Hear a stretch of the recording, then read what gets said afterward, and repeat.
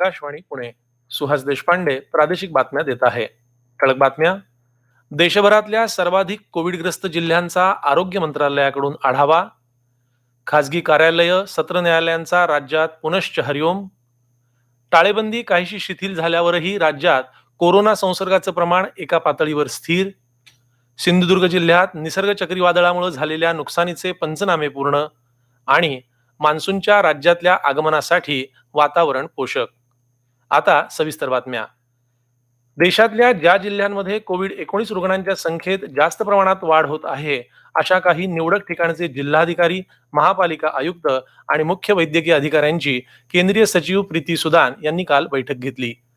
यामध्ये महाराष्ट्रासह तेलंगण, गुजरात वगैरे 10 राज्यातील 38 जिल्ह्यांमधल्या 45 महापालिकांचा प्रामुख्यानं समावेश आहे. या बैठकीत रुग्णांच्या संख्येच्या व्यवस्थापनासाठी प्रतिबंधित क्षेत्रामध्ये करावयाच्या उपाययोजना, बफर झोनमध्ये देखरेख ठेवण्यासाठी विविध मार्गांचा अवलंब करण्याविषयी संबंधित अधिकाऱ्यांना सल्ला देण्यात आला. कोविडचा मृत्यूदर कमी व्हावा यासाठी सर्वात जास्त धोका असलेल्या व्यक्तींची आणि ज्येष्ठांची काळजी घेण्याबाबतही मार्गदर्शन करण्यात आलं. दरम्यान पुणे शहर आणि जिल्ह्यातील कोरोना परिस्थितीचा आढावा घेण्यासाठी केंद्रीय पथक काल पुण्यात दाखल झालं. या पथकानं प्रतिबंधित क्षेत्र, रुग्णालय तसंच महापालिकेला भेट देऊन पाहणी केली. मृत्यूदर कमी करण्यावर लक्ष केंद्रित करण्याचे निर्देश पथकाचे प्रमुख कुणाल कुमार यांनी दिले. कोरोनाचं संकट हाताळण्यात महाराष्ट्र सरकार अपयशी ठरलं आहे, अशी टीका संरक्षण मंत्री राजनाथ सिंह यांनी केली आहे. भाजपाच्या आभासी जनसंवाद कार्यक्रमात ते काल बोलत होते. कोरोनाला रोखण्यासाठी उत्तर प्रदेश आणि कर्नाटक सरकारनं केलेल्या उपाययोजनांचा आदर्श महाराष्ट्र सरकारनं घ्यावा, असं ते म्हणाले. देशाचं नेतृत्व अत्यंत सक्षम हातात असून देशाच्या स्वाभिमानाला कोणताही धक्का पोहोचू दिला जाणार नाही, अशी ग्वाही त्यांनी यावेळी दिली. कोरोना प्रादुर्भाव रोखण्यासाठी लागू केलेली टाळेबंदी शिथिल करण्याचा तिसरा टप्पा कालपासून सुरू झाला. राज्यात पुनश्च हरिओम अंतर्गत कोरोना संदर्भातले सर्व नियम पाळत अनेक दैनंदिन व्यवहार सुरू झाले. प्रतिबंधित भाग वगळता इतर भागातील खासगी कार्यालय सुमारे 2.5 महिन्यांच्या सुट्टीनंतर 10% कर्मचाऱ्यांच्या उपस्थितीत उघडली. पुण्यात मात्र पहिल्या दिवशी त्यातील कर्मचाऱ्यांची उपस्थिती अगदीच तुरळक होती. पुण्यात शहरांतर्गत बस सेवा सुरू करण्याबाबत अजून निर्णय झालेला नाही. त्यामुळं पूर्वीप्रमाणेच केवळ अत्यावश्यक सेवेतील लोकांसाठी सार्वजनिक बस सेवा सुरू आहे. पुणे, लातूरसह अनेक ठिकाणी सत्र न्यायालयांच्या कामकाजालाही काल सुरुवात झाली. मुंबईत उपनगरी रेल्वे अजूनही बंद आहे. बेस्टची सेवा सुरू झाली आहे, मात्र बसमध्ये केवळ 50% प्रवाशांना परवानगी आहे. सार्वजनिक वाहतुकीच्या मर्यादित साधनांमुळे अनेकांनी आपली खासगी वाहनं रस्त्यावर आणली. त्यामुळे मुंबई आणि पुण्यात ठिकठिकाणी वाहतूक कोंडी झाल्याचं पाहायला मिळालं. राज्यातली उपाहारगृह आणि धार्मिक स्थळं या टप्प्यातही बंदच राहणार आहेत. देशभरात काल सलग 6व्या दिवशी 9,000हून अधिक कोरोना रुग्णांची भर पडली. गेल्या 24 तासात देशात 9,983 रुग्ण आढळले असून एकूण रुग्णसंख्या 2,56,611 वर पोहोचली आहे. देशभरात आतापर्यंत 1,24,430 रुग्ण बरे झाले आहेत. देशात रुग्ण बरे होण्याचं प्रमाण 48.5% आहे. गेल्या 24 तासात 271 रुग्णांच्या मृत्यूची नोंद झाल्यामुळं मृतांची एकूण संख्या 7,200 वर पोहोचली आहे. राज्याचा कोरोना रुग्ण बरे होण्याचा दर 46.28% इतका असून काल 1,661 रुग्णांना घरी सोडण्यात आलं. काल राज्यात कोरोनाच्या 2,553 नवीन रुग्णांचं निदान झालं. त्यामुळे राज्यात कोरोना बाधितांची संख्या 88,528 इतकी झाली आहे. राज्यातल्या 40,975 रुग्णांना ते बरं झाल्यानं घरी सोडण्यात आलं आहे. राज्यात काल 109 कोरोना बाधित रुग्णांच्या मृत्यूची नोंद झाली. कोरोनामुळे राज्यात आतापर्यंत 3,169 रुग्णांचा मृत्यू झाला आहे. देशभरातल्या कोविड-19 रुग्णांच्या संख्येतला दैनंदिन वाढीचा आलेख अजूनही चढता असला तरी महाराष्ट्रातला या संदर्भातला आलेख सध्या एका पातळीवर स्थिरावला आहे. ऐकूया याविषयीचा हा वृत्तांत. गेल्या 20 दिवसात देशभरातील कोविड-19 रुग्णांच्या संख्येतली दैनंदिन वाढ 5,000वरून 10,000वर पोहोचली. मात्र कोविड-19 रुग्णांची सर्वाधिक संख्या असलेल्या महाराष्ट्रात ही वाढ 2 ते 3,000 दरम्यान कमी जास्त होत राहिली. या कालावधीत टाळेबंदी बऱ्याच अंशी शिथिल झाली. बरेचसे दैनंदिन व्यवहार सुरू झाले. तरीही राज्यात कोरोना संसर्गाचं प्रमाण एका पातळीवर स्थिर आहे. हे यश लक्षणीयच म्हणावं लागेल. अर्थात विषाणूचा धोका कायम आहे. चढता आलेख स्थिरावला आहे. त्यात उतार पडावा असं वाटत असेल तर डॉक्टर आणि प्रशासनाच्या अथक प्रयत्नांना लोकांनीही पथ्य आणि शिस्त पाळून साथ द्यायलाच हवी. नितीन केळकर, आकाशवाणी बातम्यांसाठी पुणे. पुण्याच्या प्रगत तंत्रज्ञान संरक्षण संस्था अर्थात DIATनं नॅनो तंत्रज्ञानावर आधारित अनन्या हे विषाणूनाशक विकसित केलं आहे. या विषाणूनाशकाचा उपयोग आरोग्य कर्मचारी तसंच सामान्य नागरिकही करू शकतात. ऐकूया याविषयीची अधिक माहिती आमच्या प्रतिनिधीकडून. अनन्या या विषाणूनाशकाचा उपयोग करून मास्क, पीपीई किट तसंच रुग्णालयातील चादरी, उपकरणं, लिफ्टची बटणं, दरवाजाच्या कड्या या गोष्टी पण स्वच्छ करता येणार आहेत. अनन्या हे नॅनो तंत्रज्ञानावर आधारित असल्यानं ते कोरोना विषाणूला नष्ट करतं. हे औषध पाण्यात मिसळून ते फवारायचं आहे. कापड, प्लास्टिक आणि धातूच्या वस्तू या गोष्टी स्वच्छ करण्यासाठी अनन्य औषध प्रभावी आहे. या औषधाचा प्रभाव 24 तास राहतो आणि ते मानवी शरीराला अपायकारक नाही. या औषधाचं उत्पादन केल्यापासून 6 महिनेपर्यंत त्याचा उपयोग करता येणार आहे. अनन्या विषाणूनाशकाचा व्यावसायिक स्तरावर निर्मिती करण्याचे प्रयत्न सुरू असून ते लवकरच बाजारात उपलब्ध होईल. आकाशवाणी बातम्यांसाठी श्रद्धा वार्डे, पुणे. या प्रादेशिक बातम्या आपण आकाशवाणीच्या पुणे केंद्रावरून ऐकत आहात. या बातम्या आपण न्यूज ऑन AIR ॲपवर देखील ऐकू शकता. ताज्या अपडेटसाठी आपण आम्हाला फॉलो करू शकता. आमचं Twitter handle @AIR news Pune, Facebook page all India radio news Pune आणि Marathi news Pune all India radio या आमच्या यूट्यूब चॅनलवर. जागतिक बँकेच्या सहाय्यानं राष्ट्रीय चक्रीवादळ धोके निवारण प्रकल्पाअंतर्गत सुमारे 998 कोटींची कामं किनारपट्टीवरील जिल्ह्यात सुरू आहेत. ती युद्धपातळीनं पूर्ण करण्याच्या सूचना मुख्यमंत्री उद्धव ठाकरे यांनी दिल्या आहेत. नुकत्याच आलेल्या निसर्ग चक्रीवादळाच्या पार्श्वभूमीवर भविष्यातील अशा आपत्तीला सामोरं जाण्यासाठी ही कामं त्वरित सुरू करण्याची गरज आहे, असं मुख्यमंत्री म्हणाले. दरम्यान राज्याचे आपत्ती व्यवस्थापन, मदत आणि पुनर्वसन मंत्री विजय वडेट्टीवार यांनी निसर्ग चक्रीवादळग्रस्त रत्नागिरी जिल्ह्याला 5 कोटींची तातडीची मदत जाहीर केली आहे.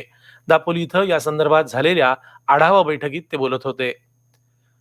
निसर्ग चक्रीवादळामुळे रत्नागिरी जिल्ह्यात मंडणगड आणि दापोली तालुक्यांमध्ये झालेल्या नुकसानीचे पंचनामे युद्ध पातळीवर सुरू आहेत. ते लवकरच पूर्ण होतील असं जिल्हा प्रशासनामार्फत सांगण्यात आलं. सिंधुदुर्ग जिल्ह्यात चक्रीवादळामुळे झालेल्या नुकसानीचे पंचनामे पूर्ण झाले आहेत. प्रशासनानं दिलेल्या अहवालानुसार जिल्ह्यातील घरं, गोठे आणि इतर खाजगी आणि सार्वजनिक मालमत्तांना चक्रीवादळाचा फटका बसला आहे. रायगड जिल्ह्यात नुकसानीचे पंचनामे अंतिम टप्प्यात असून सर्व पंचनामे पूर्ण झाल्यानंतर नेमकं किती नुकसान झालं याचा अंदाज येणार आहे. दरम्यान निसर्ग चक्रीवादळानं मोठं नुकसान झालेल्या रत्नागिरी आणि सिंधुदुर्ग जिल्ह्यांना तुटपुंजी मदत देऊन राज्य सरकारनं जनतेच्या तोंडाला पानं पुसली आहेत, अशी टीका विधान परिषदेतले विरोधी पक्षनेते प्रवीण दरेकर यांनी काल केली. रत्नागिरी जिल्ह्यात झालेल्या नुकसानीची पाहणी केल्यानंतर घेतलेल्या पत्रकार परिषदेत ते बोलत होते.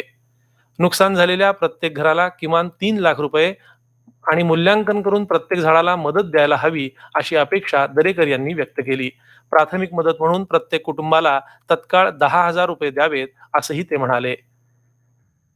दरम्यान कोकणातल्या नुकसानग्रस्तांसाठी प्रदेश भाजपाकडून जीवनावश्यक वस्तू आणि मदत साहित्यानं भरलेले सुमारे 25 ट्रक रवाना केले जात आहेत, अशी माहिती विधानसभेतले विरोधी पक्षनेते देवेंद्र फडणवीस यांनी ट्विटर संदेशातून दिली आहे. टाळेबंदीच्या काळात जनतेकडून कराची रक्कम जमा झाली नाही, विविध मार्गाने पैसे उभ्या करण्याचा प्रयत्न राज्य सरकार करत आहे. प्रसंगी कर्ज काढून सरकारी कर्मचाऱ्यांचे पगार भागवले जातील, अशी ग्वाही जलसंपदा मंत्री जयंत पाटील यांनी दिली. ते काल सांगलीमध्ये प्रसार माध्यमांशी बोलत होते. सर्व घटकांना मदत करण्याचा सरकारचा प्रयत्न असून परिस्थिती लवकरच सुरळीत होईल, असं पाटील यांनी सांगितलं. कोकणातला हापूस आंबा प्रसिद्ध असला तरी घाटावरही हापूस पिकतो आणि त्यालाही देवगड हापूस सारखं भौगोलिक मानांकन मिळावं, अशी मागणी आहे. त्याबाबतची ही बातमी. देवगड आणि रत्नागिरीचा हापूस जगप्रसिद्ध असला तरी जुन्नर आंबेगावातील घाटावरचा हापूसही चवीला कमी नाही. पण उशिरा सुरू होणाऱ्या हंगामामुळं तो कायमच दुर्लक्षित राहिला आहे. कोकणातल्या आंब्याचा हंगाम संपल्यानंतरच या आंब्याचा हंगाम सुरू होतो. त्याला स्वतंत्र ओळख मिळाली तर त्यातून या आंब्याची विक्री तर वाढेलच, नव्या बागा तयार होतील. अंतिम फायदा शेतकऱ्यांचाच होईल. हे लक्षात घेऊन या आंब्याला शिवनेरी हापूस म्हणून भौगोलिक मानांकन मिळावं, अशी मागणी कामगार मंत्री दिलीप वळसे पाटील यांनी पुण्यात नुकत्याच झालेल्या नुकसान आढावा बैठकीत पुन्हा एकदा केली. त्यावर हे मानांकन मिळवण्यासाठीची आवश्यक ती सर्व कागदपत्र सादर करा आणि तातडीनं कार्यवाही करा, अशा सूचना उपमुख्यमंत्री अजित पवार यांनी प्रशासनाला दिल्या आहेत. आकाशवाणी बातम्यांसाठी पुण्याहून विनायक सोमणी. या प्रादेशिक बातम्या आपण आकाशवाणीच्या पुणे केंद्रावरून ऐकत आहात. कोरोनाचं संकट कायम असताना चंद्रपूर जिल्हा सामान्य रुग्णालयात गेल्या 5 दिवसात 5 नवजात बालकांचा मृत्यू झाला आहे. ही बाब अत्यंत गंभीर असून आरोग्य विभागानं याकडे तातडीनं लक्ष द्यावं, अशी मागणी पीडित कुटुंब आणि सामाजिक संघटनांनी केली आहे. नाशिक शहरातून वाहणाऱ्या गोदावरी नदीच्या तळातील कॉन्क्रीटचं बांधकाम हटवण्याचं काम काल रामकुंड परिसरात सुरू झालं. अनेक पर्यावरणप्रेमी संस्थांनी हे बांधकाम हटवण्याची मागणी केली होती. या संदर्भात उच्च न्यायालयात याचिकाही दाखल करण्यात आली होती. कॉन्क्रीटमुळे इथलं जैववैविध्य धोक्यात आलं असून रामकुंड परिसरातील 17 प्राचीन झरे बंदिस्त झाले आहेत, अशी याचिकाकर्ते देवांग जानी यांची तक्रार होती. अखेर महापालिका प्रशासनानं स्मार्ट सिटी अंतर्गत हे बांधकाम हटवण्याचं काम मंजूर केलं. त्याला कालपासून सुरुवात झाली. पगार कपातीचा निर्णय मागे घ्यावा आणि सेवा नियमित करावी, या मागण्यांसाठी अहमदनगरच्या शासकीय रुग्णालयात काल परिचारिकांनी आत्मक्लेश आंदोलन केलं. सामाजिक अंतराचं भान ठेवत हे 1 दिवसाचं काम बंद आंदोलन करण्यात आलं. परभणी आणि गोंदियामध्येही परिचारिकांनी याच मागण्यांसाठी आंदोलन केलं. हिंगोली जिल्ह्यात सेनगाव तालुक्यातील केलसुला गावातील सर्व महिलांनी दारूबंदीच्या मागणी संदर्भात काल जिल्हाधिकाऱ्यांकडे निवेदन दिलं.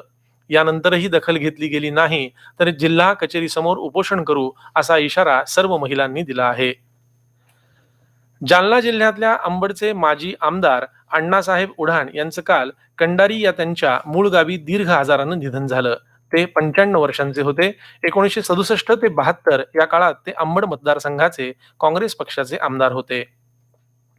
गेले 3 दिवस तुरळक प्रमाणात हजेरी लावणाऱ्या पावसानं काल सिंधुदुर्ग जिल्ह्यात काहीसा जोर पकडला आहे. पुढच्या काही दिवसात जिल्ह्यात गडगडाटासह जोरदार वृष्टी होण्याचा इशारा हवामान खात्यानं दिला आहे. त्या अनुषंगानं आवश्यक ती खबरदारी घेण्याचं आवाहन जिल्हा आपत्ती व्यवस्थापन कक्षानं केलं आहे. मान्सूनची काल कोणत्याच आघाडीवर आगेकूच झाली नाही. पश्चिम किनाऱ्यावर त्याचा मुक्काम गेल्या 5 दिवसांपासून केरळ ते कारवार पट्ट्यात आहे. राज्यात मान्सून पूर्व सरी सुरू आहेत. काल कोकणात अनेक तर मध्य महाराष्ट्रात काही ठिकाणी त्यांनी हजेरी लावली. विदर्भ, मराठवाड्यात या सरींचं प्रमाण तुरळक होतं. आज कोकणात सर्वत्र पाऊस असेल. इतरत्र कालच्यासारखंच पाऊसमान राहील. उद्यापासून पाऊसमान वाढणार आहे. हवामान मान्सूनच्या प्रगतीला पोषक होईल. त्यामुळे मान्सूनचा महाराष्ट्रात प्रवेश अपेक्षित आहे. शेवटी पुन्हा ठळक बातम्या. देशभरातल्या सर्वाधिक कोविडग्रस्त जिल्ह्यांचा आरोग्य मंत्रालयाकडून आढावा. खासगी कार्यालय, सत्र न्यायालयांचा राज्यात पुनश्च हरिओम. टाळेबंदी काहीशी शिथिल झाल्यावरही राज्यात कोरोना संसर्गाचं प्रमाण एका पातळीवर स्थिर. सिंधुदुर्ग जिल्ह्यात निसर्ग चक्रीवादळामुळे झालेल्या नुकसानीचे पंचनामे पूर्ण. आणि मान्सूनच्या राज्यातल्या आगमनासाठी वातावरण पोषक. आकाशवाणी पुणे केंद्रावरचं प्रादेशिक बातमीपत्र संपलं. पण यानंतर सकाळी 10:10 ऐका कोरोना संकटाशी सुरू असलेल्या युद्धाच्या राज्यभरातल्या बातम्या कोरोना महाराष्ट्र या विशेष बातमीपत्रात. तुम्ही मात्र शक्यतो घरीच राहा, निरोगी राहा आणि विश्वासार्ह बातम्यांसाठी ऐकत राहा आकाशवाणी. नमस्कार.